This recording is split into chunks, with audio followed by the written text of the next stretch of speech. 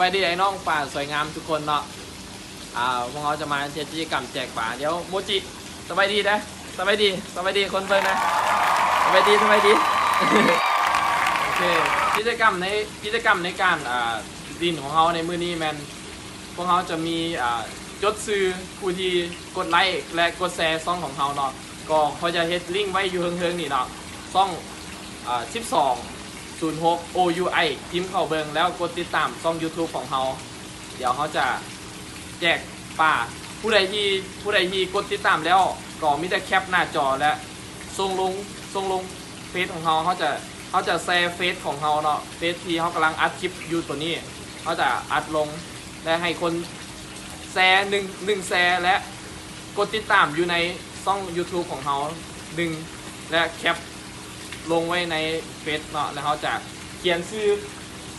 สมมติเนาะไอ้ใหญ่เรากดแชร์แล้วเขาจะ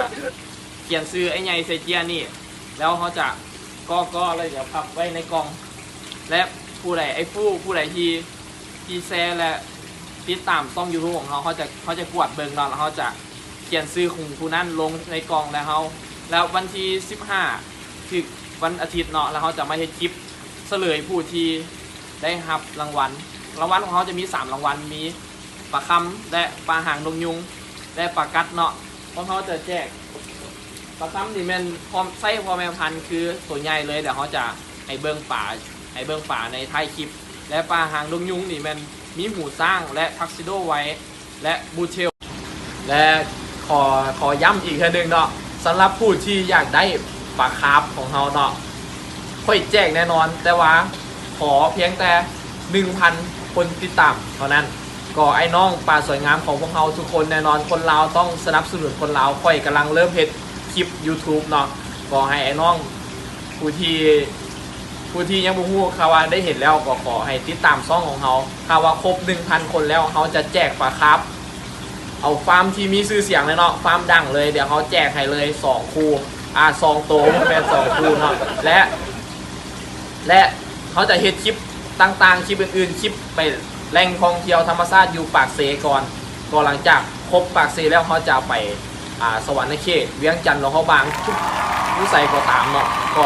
แล้วคลิปรักษาป่าคลิปต่างๆเนาะคลิปรักษาป่าคลิปที่ว่าอนุบาลลูกป่าตั้งแต่น้อยจนใหญ่และวิธีรักษาวิธีเลี้ยงแล้วใดก็ตามเนาะก็เขาจะพยายามเฮ็ดคลิปให้แกคนเบิ่งคนติดตามเบิ่งน้ำกันก็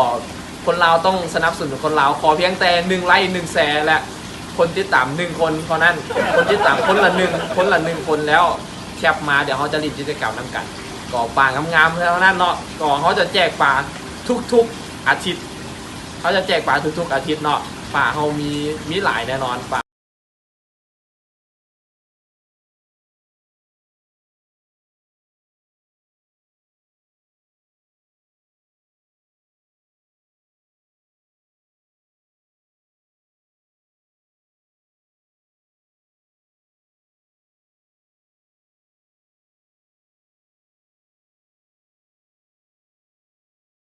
เลยเนาะประค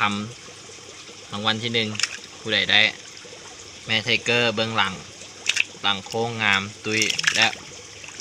เป็นป่าที่พร้อมผสมเนาะเอาเมื่อให้มันลงหัดได้เลยป่าเขาตัวนี้แมนรางวัลที่1เด้อจัดแพ็คคู่เลยเดี๋ยวเขาตัวผู้ให้เบิ้งผู้ก็เป็นผู้ไทเกอร์คือกันเดี๋ยวจัดทรงให้เลยตัวผู้ไทเกอร์แม่ไทเกอร์หางกลางเบิดงาม